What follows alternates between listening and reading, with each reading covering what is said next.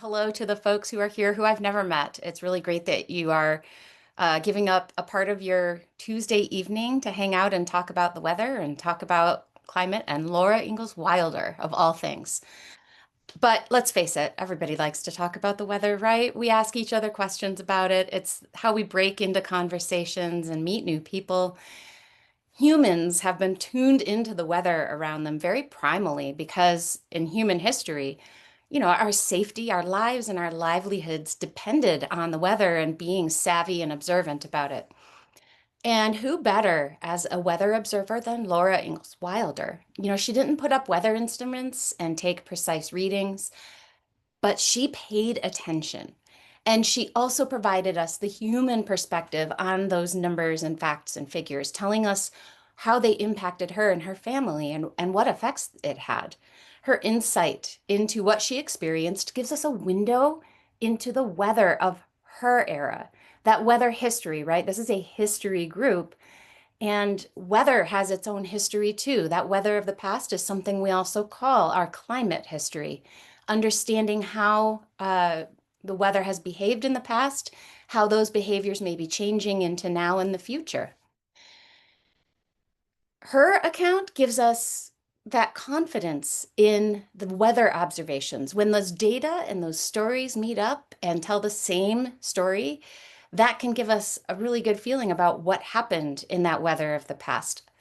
Also, those times when her story and the data don't agree, it gives us some insight into where she may be leaning into more of the creation of a fictional narrative. Or maybe she had forgotten some of the details, as might happen when somebody writes in their 60s about things that happened in their childhood. We experience weather events, the same weather events, thunderstorms, snowstorms, tornadoes, but we experience them differently now than folks did in the era when she lived. And also, the weather patterns themselves have shifted. So, in any given location, the weather experienced now may not be exactly what it was in the past. So, from those forecasts and warnings that are available to us now, the modern buildings and structures and information that let us prepare in advance and take shelter, we have a privilege that Laura Ingalls and the Ingalls family and the Wilder family would have really been excited to have. They didn't have this kind of information in their era. So, we're going to learn through the course of this time with you more about how Laura's story helps us trust those observations of the past, how she is such a great example of paying attention to the weather, and how that does help you protect what you cherish yourself, your family, your communities. And then how to connect that weather and the longer term weather, which we call climate, to your surroundings, your backyard, your favorite parks, your environment, your town and community, even your own health. When we talk about Laura Ingalls Wilder and weather, a lot of folks think first about the long winter, and there's a very good reason for it. The long winter has so much weather. The weather is essentially a character in her book, The Long Winter, the antagonist of the story. But what we learned through the long winter and through all of the books is that we do need all kinds of observations. We need those weather records, the written records, quality controlled and archived, so that they can tell us the facts about what happened in the past. They can tell us the temperature, they can tell us how much precipitation fell and what kind. I really wish they were keeping snow measurements during the long winter, but that's before snow measurements were officially recorded. We can sometimes get wind information depending on the observations. Those observations, that data record, is the deep archives, right? That's the historical archives that tell us about our history. They are collected, quality controlled, and archived to create that past record that other people can come back and refer to later. And it includes more than the stuff we observe in the atmosphere, that sort of typical temperature, pressure, moisture. It also includes things like tides and sea levels and ocean temperatures because those influence weather patterns. It can include things like river gauges, so how high rivers are, because that lets us know what kind of effect the precipitation is having. And all of that is information that helps us stay safe. So stories like Laura Ingalls Wilder's, including hers, but there are a number of other people who also kept journals or letters and other kinds of accounts. they tell us the big so what. So these observations tell us the measurement of what weather happened. So what? What did it feel like? What was it like to live through it? How did it affect families and communities? I like to think of weather observations of the past like digging up dinosaur bones, right? If you get enough of those bones, you can reconstruct the shape of that dinosaur and have some pretty good ideas about it. You can look at its teeth and figure out what it ate. You can look at its body, figure out its size. You can even figure out maybe how it defended itself. But there are things you can't figure out from the bones. You can't tell what color it was. You don't know what sound it made. You don't know what its skin felt like. Those kinds of sensory details are the pieces that we get when we include the narratives into our weather records. And I don't want to overlook, too, that Indigenous people, our Native Americans, have also added information about the past history of weather and climate. They kept what we call winter counts or counting calendars, recording the most significant event of a past year. And those recordings were not always weather. There were sometimes big meetings with other tribes. There were battles, deaths, diseases. But sometimes weather was the thing that was mentioned, the thing that was the most important thing to remember from that past year. It's a pictorial record, so it's something like a narrative, something like a recording because it is written down. It's spanning that space between observations and storytelling too, and also becomes a part of the records in history. When we listen to the world around us and pay attention, we might be observing not just what's in the atmosphere or what the water levels are, but the creatures around us, the living creatures, the animals, plants, and other things in our environment. And there's a good example of this right away in the long winter with Pa noticing the muskrats building thick houses. And it is mentioned a couple of times in the long winter that the muskrats were building these houses. If you go back into Laura's initial drafts of the long winter, it was almost absurd how many times she had Pa talking about the muskrats and how thick their houses were. She also talks about the geese leaving early. Um, Before we had weather forecast models and a lot of access to digital information and long periods of weather records, we had to observe the environment and hope that it would give us some signals about the weather to come. Um, One might have heard a saying like, red sky at night, sailors delight. Red sky in the morning, sailors take warning. And those are based on cloud properties where clouds can precede storm systems. That actually makes some sense meteorologically. That was people who were paying attention, trying to give some foreseeability to their weather.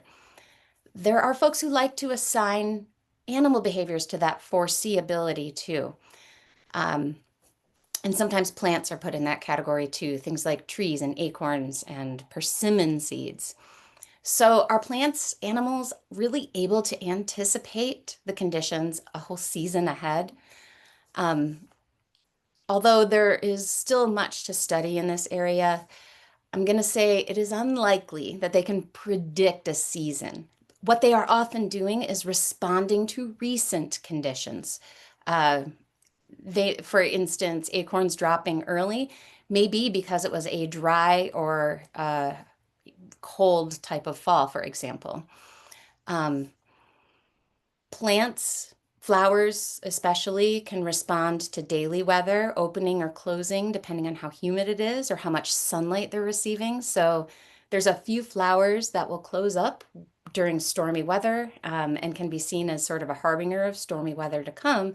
And what they're doing is responding to the humidity being higher and the clouds blocking sunlight. And those flowers are keeping themselves closed until they get the sunlight back out and open up again. Morning glories are one particular example of that. Um, and while we're on the subject, let's go ahead and talk about the old Indian from Laura Ingalls Wilder's Long Winter Story. In her story, a Lakota man comes into one of the stores in town and says that every 7 winters in the area is a hard winter. Every third 7 winters, so every 21st winter, is an especially hard winter.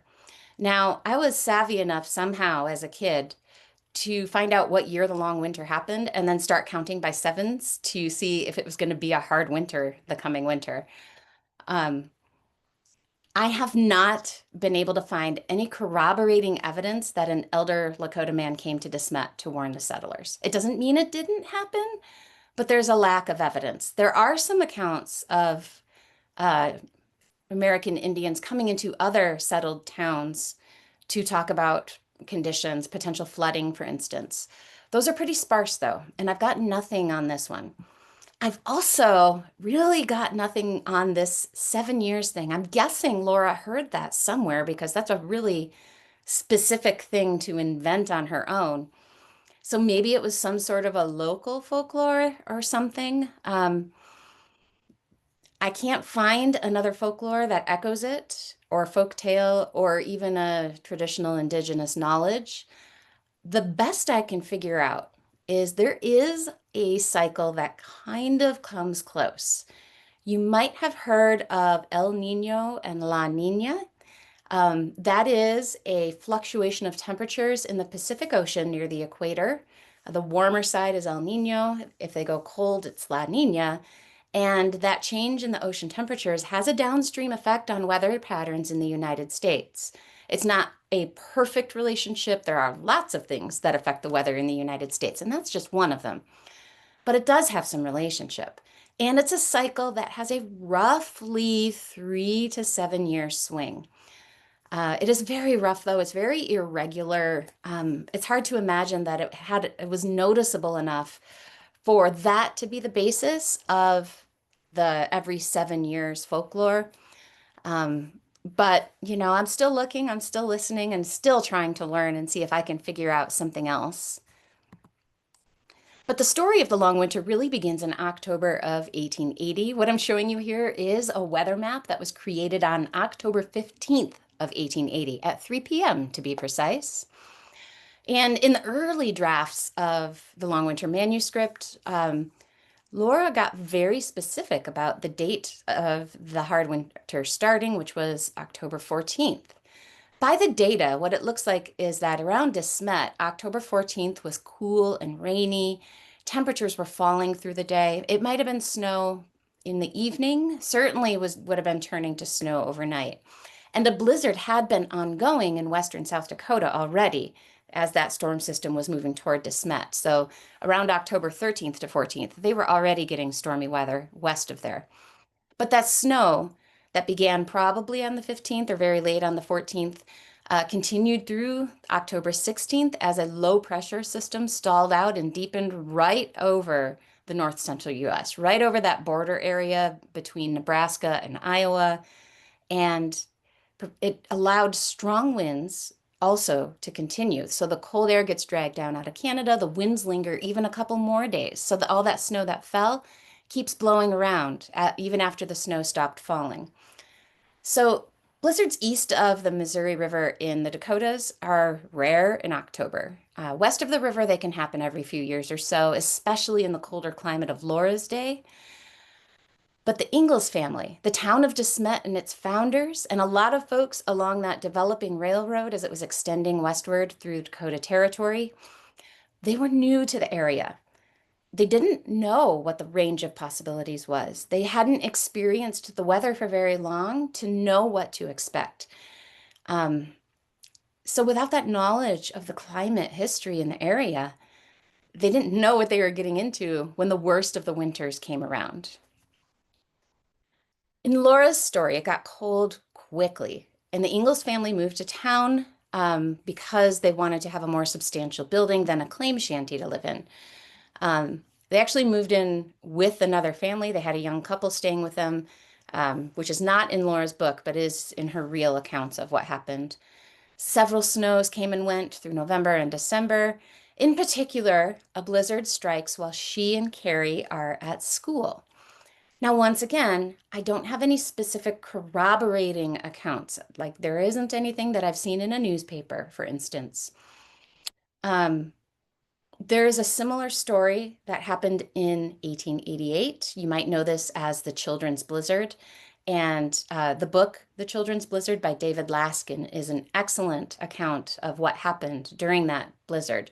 Laura lived in South Dakota during the era of the Children's Blizzard, so she experienced that blizzard too.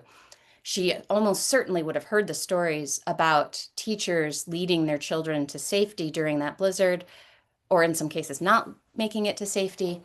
So it's hard to say if Laura heard those stories and wanted to echo it in her own account, or if it did really happen. It's also very feasible and possible that a blizzard struck while they were at school and it was hard to see their way home. The way she describes how it felt to her makes me think that she did experience something like it.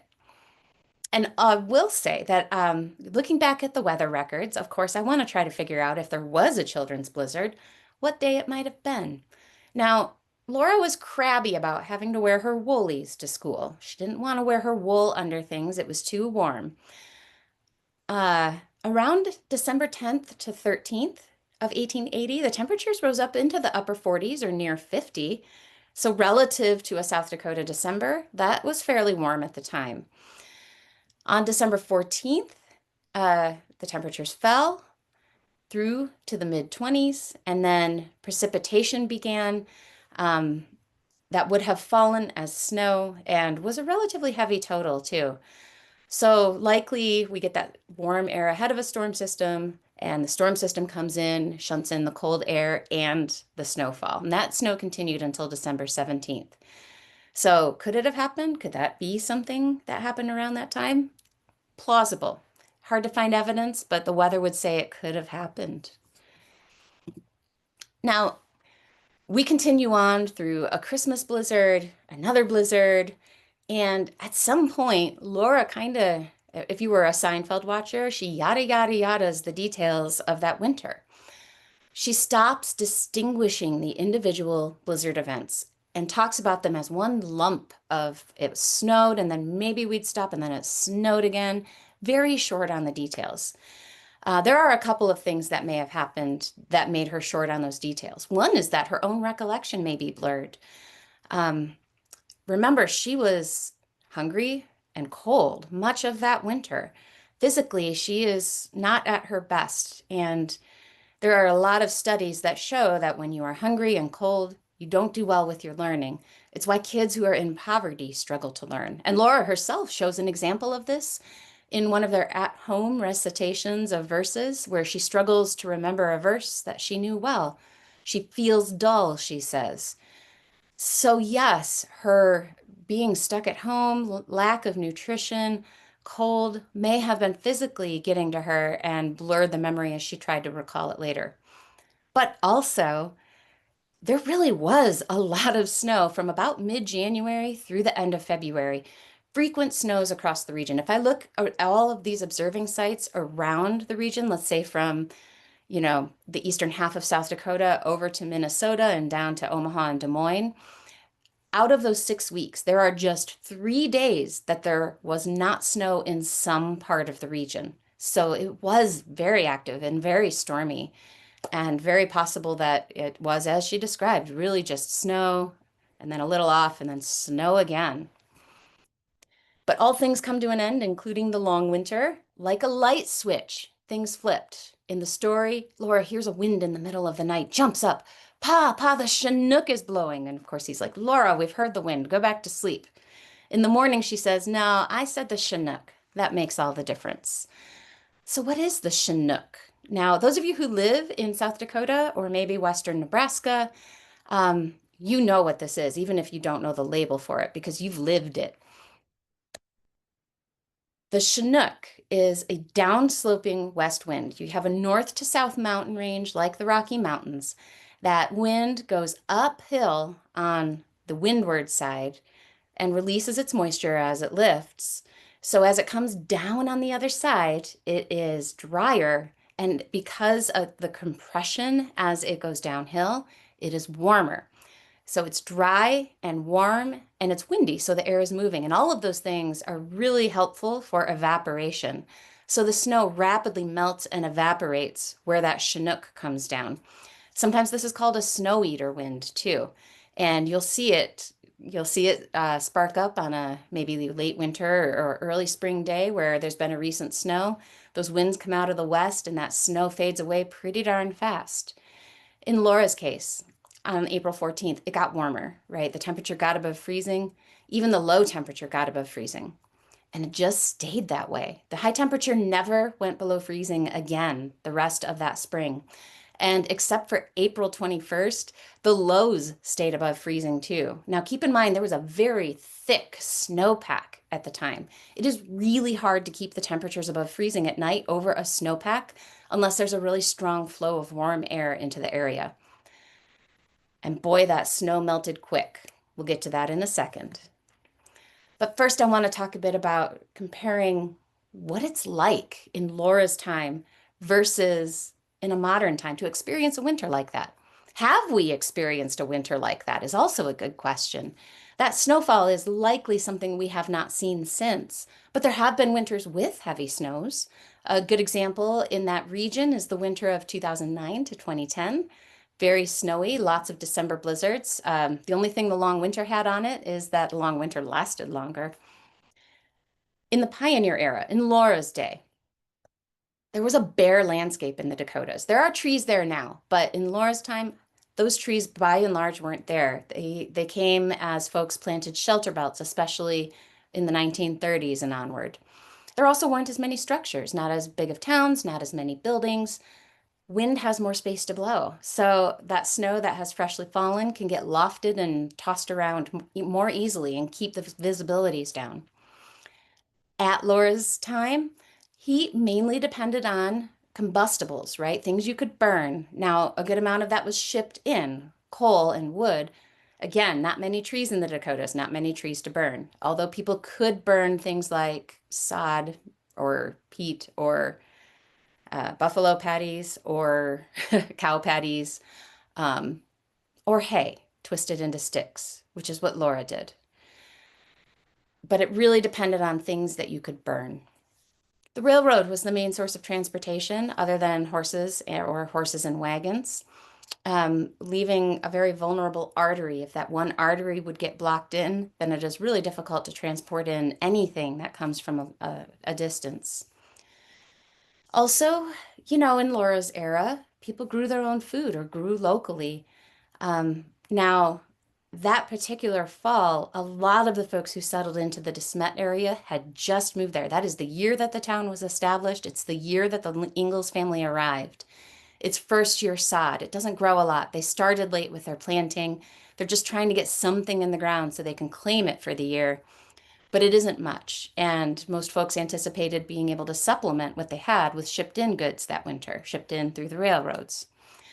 Um, and as Cindy Wilson's excellent book, A Beautiful Snow, goes into detail about, those railroads couldn't stay open through the winter, and those necessary supplies didn't reach the people who needed them.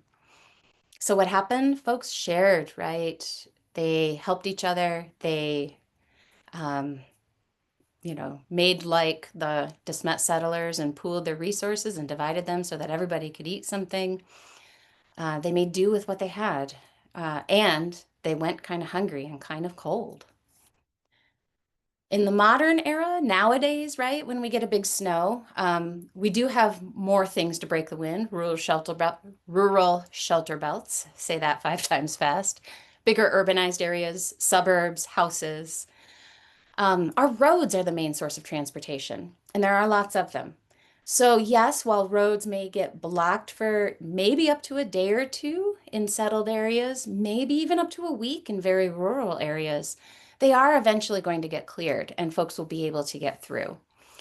Our heat sources are not generally what we can burn, but what is piped into our house or wired into our house. Electricity and gas is primarily what people use to heat their homes.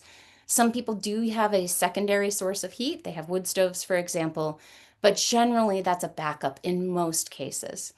And also, our food is not locally grown, it's shipped in and pretty well stocked in the grocery stores. So, unless somebody is battling food scarcity or food vulnerability, other than a day or two when maybe it's hard to get out of their neighborhood, they're going to be able to get food. They're going to be able to get to a store. So our access is better to those things that we need as far as food and fuel. However, those very roads that we use to be able to get those supplies after a storm make us very vulnerable during winter weather. I think in Laura's era, people were much better about staying home when the roads weren't safe or when transportation wasn't safe, especially during the hard winter because there were so many blizzards and events. People really stayed home quite a bit. We're not very good at staying home now when winter's coming.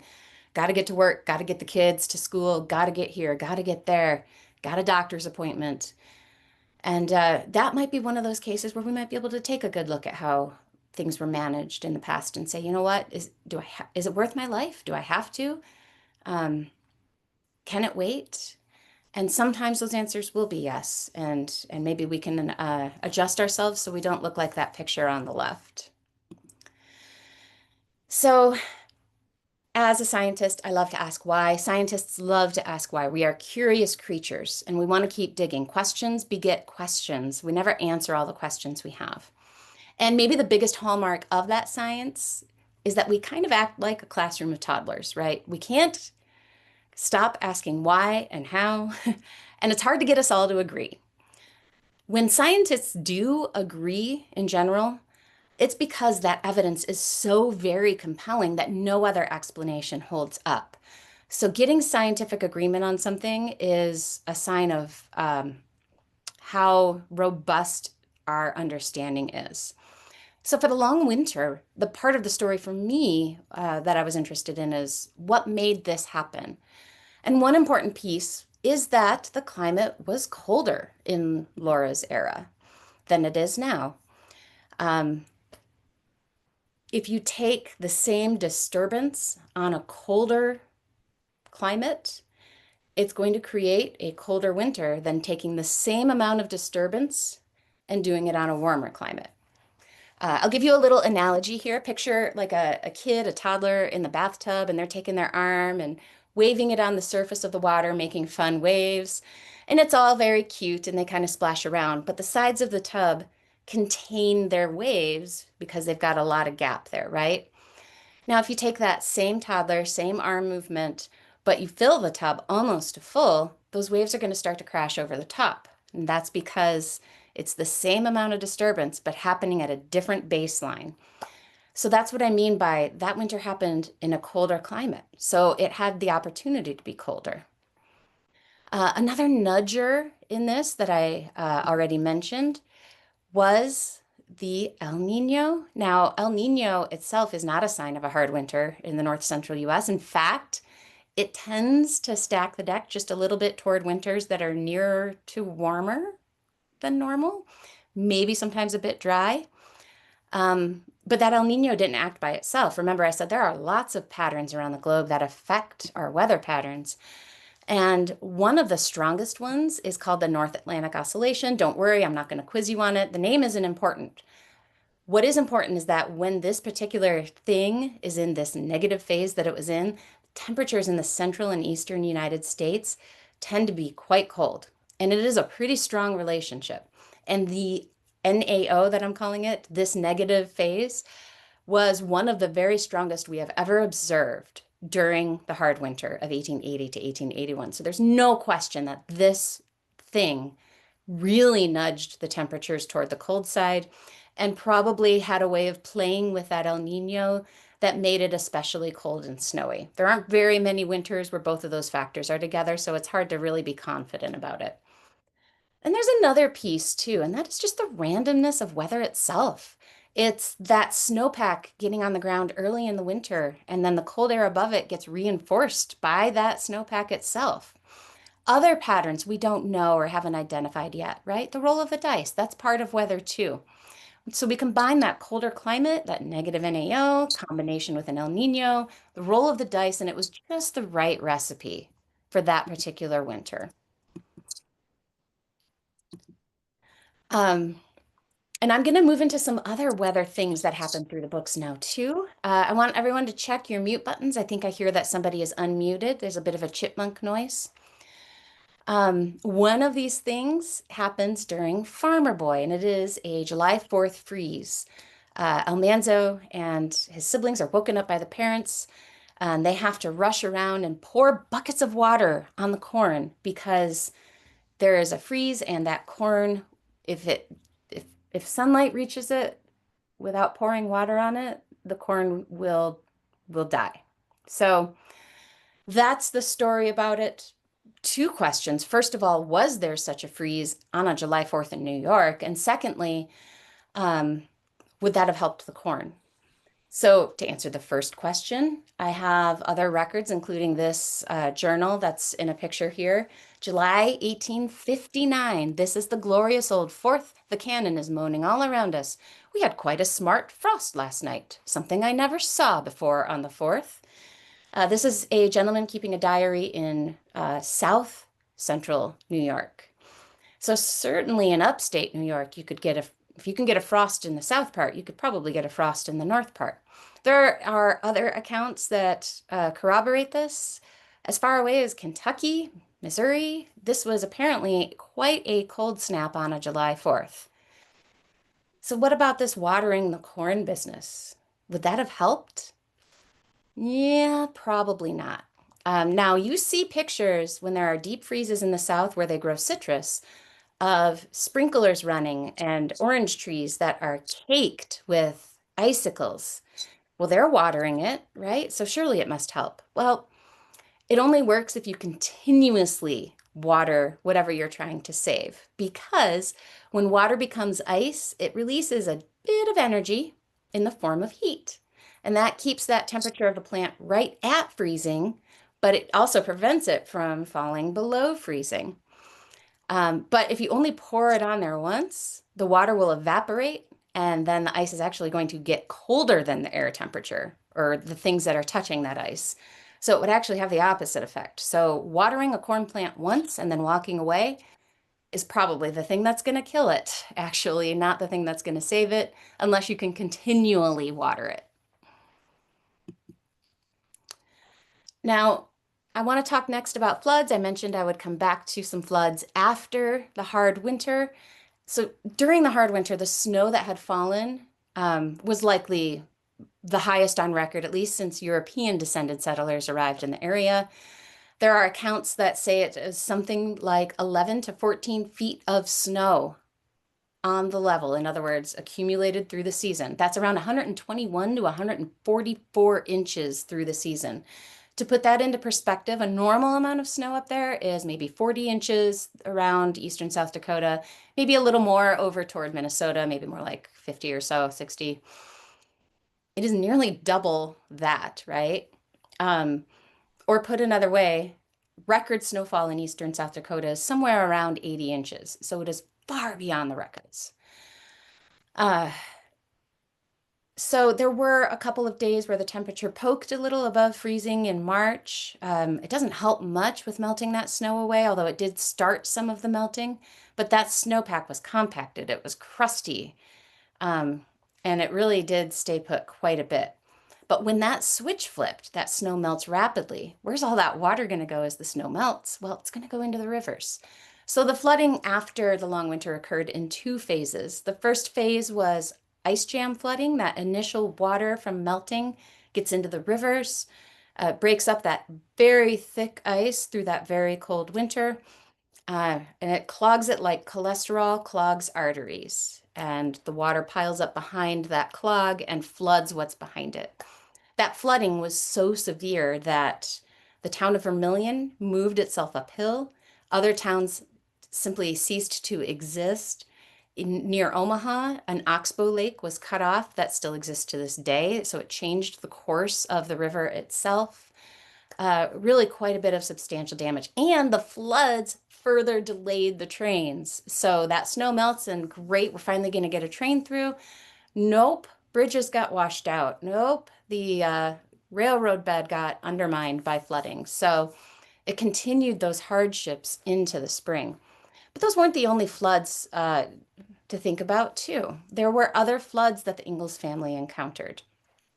One that I will mention is in Little House on the Prairie, when the family is in their wagon fording a river and the water rises quickly as they are crossing it, and they nearly turn over, nearly lose their wagon. Pa jumps in the water, helps the horses swim to the other side, and they reach safety. So I want to highlight that example because it is a good demonstration of the dangers of flash flooding.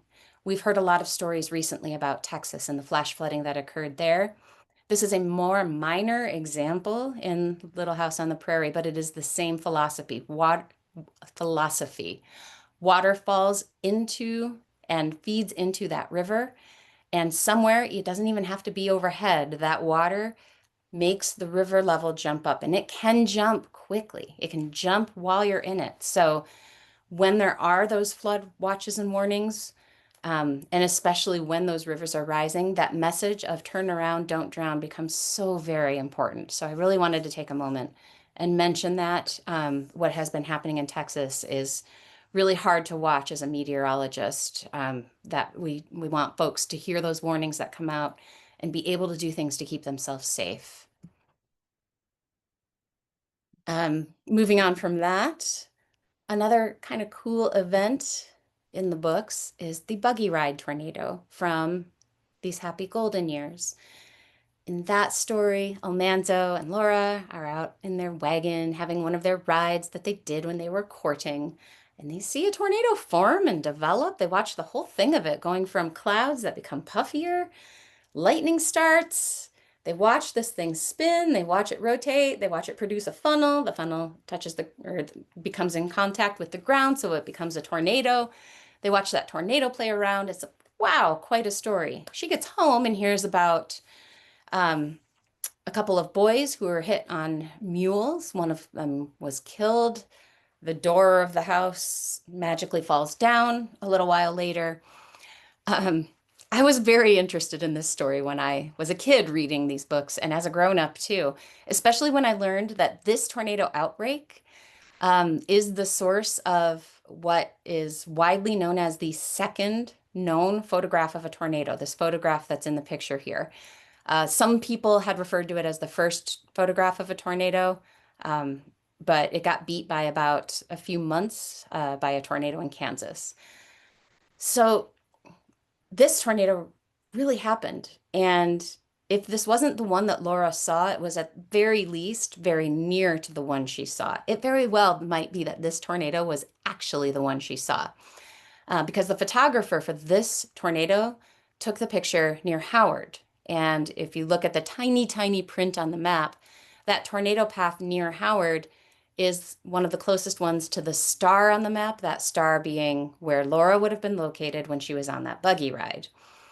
So if Laura saw that tornado, that picture that for weather people has been imprinted on us since we started studying weather, that just blows my mind. Like, this is amazing stuff. And even if it wasn't this exact tornado, it was in the same outbreak, and that's basically just as good for me. And furthermore, Tom Grzoulis wrote this whole tome called Significant Tornadoes that documents every tornado that might have been F2 or EF2 or stronger ever in the United States, and includes a description of this event where there were at least 5 significant tornadoes, 7 people killed, including a boy on a mule near Forestburg, South Dakota. So Laura's story, unlikely to have been firsthand. That was too far away for Pa to just buzz over there for the day and help clean up. I'm guessing she saw it in the newspapers, and that's also where Tom Grzoulis would have seen it. So her account really does strongly match what ended up being documented for that tornado.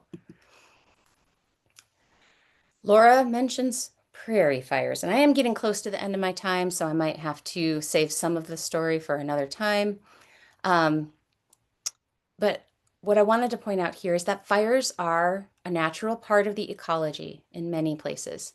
That includes the prairies, like the prairies in Kansas, where Laura lived and they encountered a fire when they were living there during Little House on the Prairie.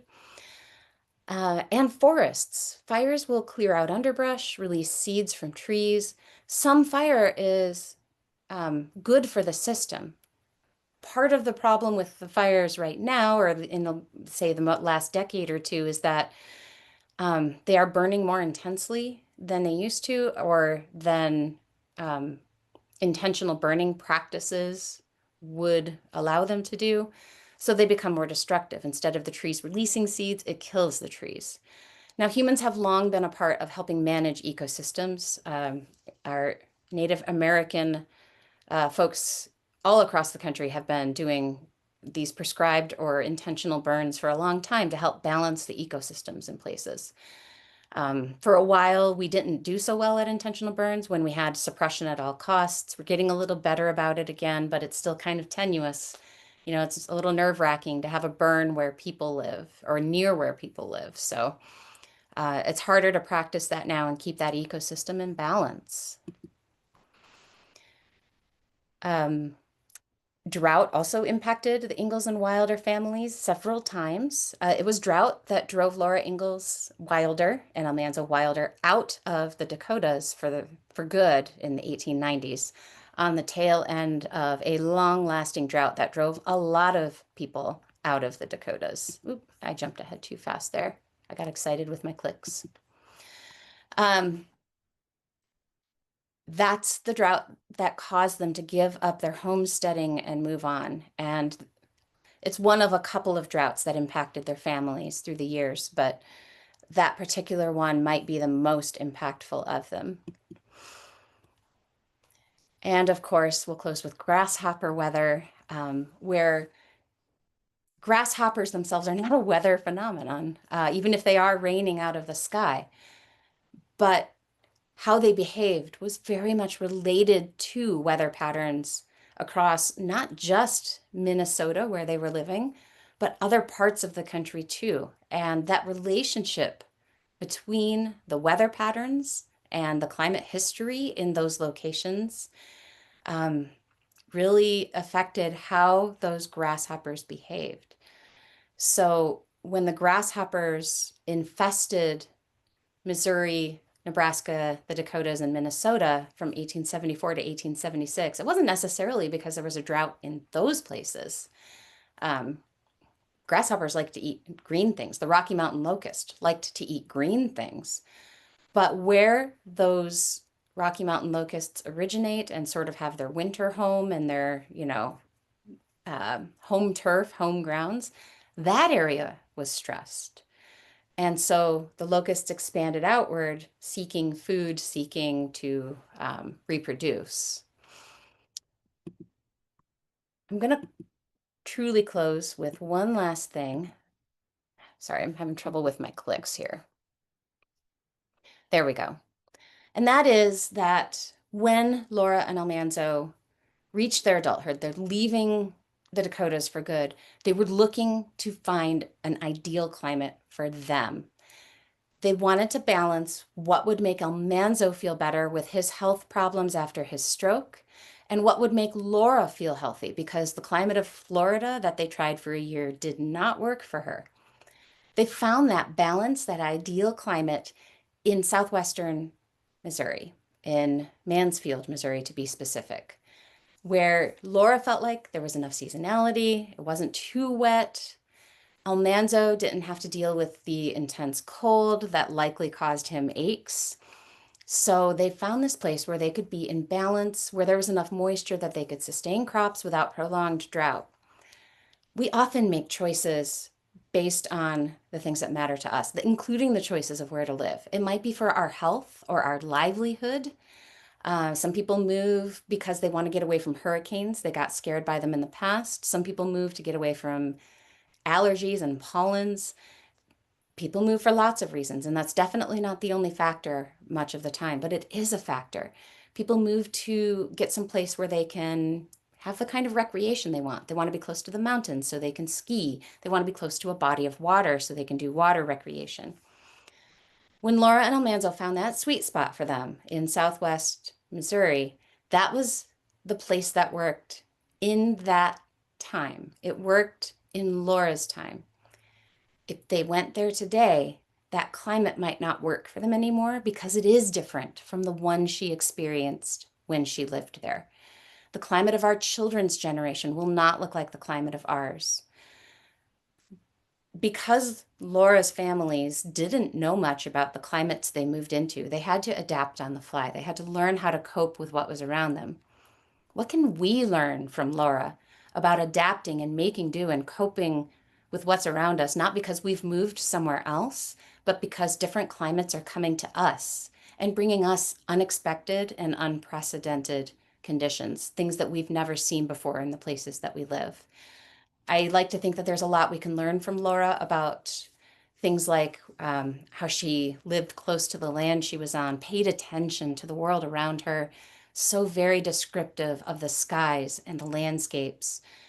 But I'd like to know too how we can learn from her to adapt to the future that is coming and the weather that we can't even anticipate yet. So, with that, I appreciate you all being here. As Deidre mentioned, Wilder Weather is on sale now, and there are a couple other places where you can find me. Thank you so much, and I look forward to some questions. Thank you, Barb. That was so fascinating. And I have just learned, thank you, Melanie Stringer, that somehow our main chat is disabled. So I think since Melanie was able to privately message me, um, perhaps others of you can do that. If that doesn't work, we'll just have you unmute and ask questions. So somebody try to type me a question, please. And Melanie's clapping. And in the meantime, Barb, you're making me think. I cannot come up with any other um, series of fiction, autobiographical fiction or not, that talks about weather like this, to the degree that Wilder did.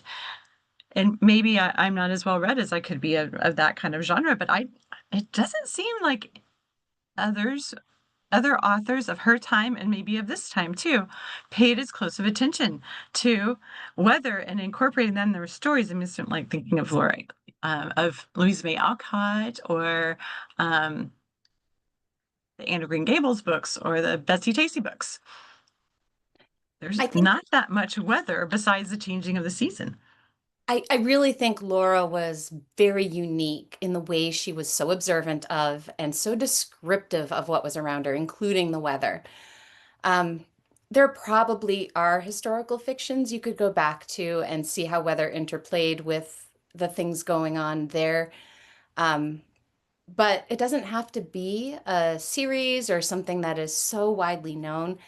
For example, there's an author that attended Laurapalooza in 2010, and she writes mysteries, Wendy Corsi Staub. And shortly after that Laurapalooza in 2010, she wrote to me asking if I could help her track down the weather on September 10th and 11th of 2001 because she was writing a mystery, a thriller based on those dates and wanted to get the weather correct. It was an important Oh. part of her story. So when you're reading books, I don't know, if you're reading a book and something doesn't quite feel right, it can kind of jar you out of the story. For me, when I read a book and the weather doesn't seem right, it'll jar me. It does matter when people are setting a book someplace specific that they get kind of the feel of the weather right, what the seasons feel like, what the storms can be like, um, what the skies can look like. And any books that are well written will take that into account um, when they're creating their stories, whether it's set in the past or present, and in some cases even the future. Um, I think weather can be a noticeable part of the narrative, or at least you might notice it when it doesn't seem quite right. Thanks for that. I know I'm going to be watching more closely for the weather when I'm reading. That'll be kind of a fun thing. Okay, so because I've been through this book many times, I have the advantage of the rest of you knowing some things that are in there. And well, we're waiting to see if anyone would like to ask a question. I think maybe, Barb, you could tell them a little bit about historically how weather has been recorded some of your weather observers and your forts and those kinds of things, and then how if they wanted to do more or get involved in that kind of thing, how they can today. And then I see Melanie just asked me a question, so that'll be next. Okay, so to answer your question, Deidre, weather observations come in many forms. And, I mentioned earlier that you're digging up those bones and the weather observations really give you the structure of what has happened in the past. But even among weather observations, there are different types of weather observations. So there are folks who are called cooperative observers that take daily observations of temperature and precipitation. They volunteer to put the equipment up on their property and read those readings every day, report them every day, so that we have a good network of the conditions across the country. That volunteer network is so very important. Another important source is the automated surface observing systems. Those are the things that give us the weather mostly at airports. So for instance, when I see that Omaha is reporting a temperature of 87 degrees, that's coming from the automated observing system in Omaha at the airport. Those give us hourly conditions. They will include pressure and wind and cloud ceilings and some other parameters too. Great. Historically, there were reports that were done at military forts. They used to be called the frontier forts in the 1800s. And those are interesting because this was data that predates the predecessor of the National Weather Service. So from the 1860s and 70s, that data was not collected by meteorologists. It was collected by the most scientific person on a military fort on the frontier, and that would have been the doctors. The doctors are used to reading instruments, so they had the doctors take the weather observations. Those data are kind of sparse and hard to find, but when you can find them, they're a little gold mine. They're a little piece of insight into what the weather was like in that very remote location. And then if people want to take their own weather observations, there is a program called COCO-RAHS, COCORAHS. And if you join that program, you take weather observations daily, precipitation observations specifically, report them, they get archived along with all the other data and become part of our weather history in this country. I myself am a COCO-RAHS observer too. Thanks for that. Okay, I'm going to ask Melanie's question, and then we have Alan has got her raising their hand to ask their own questions. Okay, so Melanie wants to know, what was the most unusual source material you encountered for your book? Oh, that's great, Melanie. Good question. And I honestly think that the forts data might be something I would consider unusual.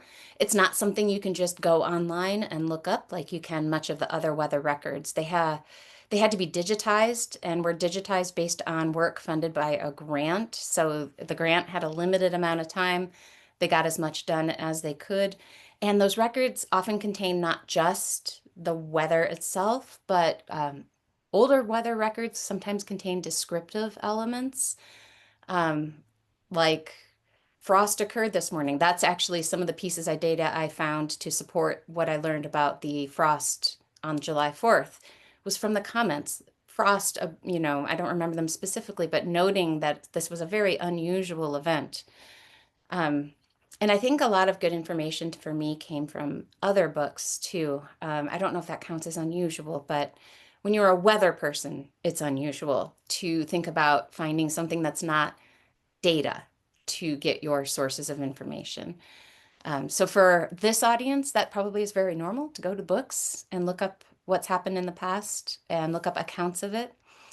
But to my science audiences, if any of my meteorologist friends are on the line here, um, to say that I went and read books to pull out their accounts of weather is an unusual source. Hey, Scott, why don't you go ahead and ask your question, and then we have a couple more in the chat.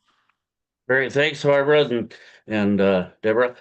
I actually was up in DeSmet today because our family farm is there, and my great grandparents actually rented a room from Ma and Pa when they got married. And my grandmother wrote an essay entitled "A History of DeSmet" in 1925 when she graduated high school up there. And she does mention the long winter and several other things in that. So, um, did delving into all these other non-traditional sources of information have any effect on how you were able to pull out all that information together? Absolutely. I'm glad you mentioned town histories or local histories because those also, especially for the long winter, those were an important source of information. Not just corroborating that the winter was severe, but the extent to regionally over what area was it that severe. It's really notable when you read a town history, and it's meant to be just a couple of paragraphs that discuss maybe when the town was founded, why it was named what it was. And if the only weather event they mention is the long winter, I think that shows you how impactful that one winter was in the early years, the foundation of some of these towns across the plains. No, no, my grandma went way before that to when the mountains and the oceans were battling each other, even before the glaciers came through. So she Oh, covered a lot of years. excellent. She went to the deep history. That's great. Yes. Great. Thank you, Scott. Yep. Okay, we're going to do two more questions that are on my screen, and then we're going to wrap it up. I usually try to keep us from going over much. So you guys are such a great audience. You have so many things to ask. Okay, Alan wants to know how volcanoes affect weather. He's thinking of Krakatoa in 1883. Volcanoes absolutely can affect weather patterns for a good year or two after they blow, and especially if the volcanoes are located near the equator, because the tropics are the source region for our jet streams and weather patterns. So when a volcano explodes in the tropics and that ash plume gets into the atmosphere, the jet stream carries it farther around the globe and it's able to affect the weather over a bigger swath. And of course, the more energy or power to the explosion, the more ash it puts into the sky, the more effect it has. So Krakatoa in 1883, a very good example of one that really disturbed weather for a couple of years. Uh, Tambora is another one that was in the early 1800s. It's the ash that causes the disruption in weather patterns because it is a whole bunch of particles up in the atmosphere, and every particle blocks a little bit of the sun. So those ash particles block out some of the solar radiation from getting into our atmosphere, and they will cause a cooling pattern for a couple of years. So that uh, year without a summer that occurred in the early 1800s was because of the volcano, I think Tambora, and Krakatoa had the same effect, similar effect, that it did cool the atmosphere for a couple of years. And there are temperature traces where you can see that, slow climb through the years, and some of the dips in that slow climb are because of volcanoes that contributed ash to the atmosphere. Last question, and it's kind of related to what you were just talking about. Elizabeth has a question about summers. How hot was it in Laura's days in comparison to now? Heat, humidity, and feels like kind of temps. Great question again. Oh, I love these questions. I wish we could go on all night. Heat is the number one weather killer in the United States. A lot of people don't know that. They think it might be floods, which is number two, by the way, or lightning. Heat is the number one killer. And it is actually kind of interesting to me how little Laura talks about heat in her books, especially because the heat made her so uncomfortable for that year she spent in Florida. But when you think about where she lived up, the majority of her formative years were up in Minnesota, Wisconsin, and South Dakota. And especially in the 1870s and 1880s, it was not terribly warm in those locations. Um, where she does mention heat is in on the banks of Plum Creek. I'm hot, Carrie says, and pushes someone away. You're hot too. She had a prickly heat rash. That is maybe the only instance of heat that I can recall out of the books. And I think that speaks to that very temperate climate where she spent her formative years. Yes, she spent a year and a half in Kansas, but she was pretty young at the time and probably doesn't remember it. Um, I do think that it is important to pay attention to heat um, more than ever as we get more prolonged heat waves and abrupt heat. But um, in her time and place, it just wasn't as big of a deal. All right. Um, I am going to pick up this another last question because I think it'll be a nice closure for our Q&A from Michelle Martin. What do you hope readers learn from your work? Thanks, Michelle. I hope that when folks read Wilder Weather, what they get from the end of it is an interest and a desire to pay closer attention, to become part of the narrative of weather and climate in their areas, to take note of the things that shape your weather and what affects people, and which hazards put you, your family, your community in danger. And then to think about what you can do to offset those risks in some ways. That's a lot of scales from very personal preparedness to taking community actions that keep people safer. So I think I want people to come away with more tools in their toolbox to know what to do to keep themselves, their families, their communities safe. That's so great. And that's a great note to end on.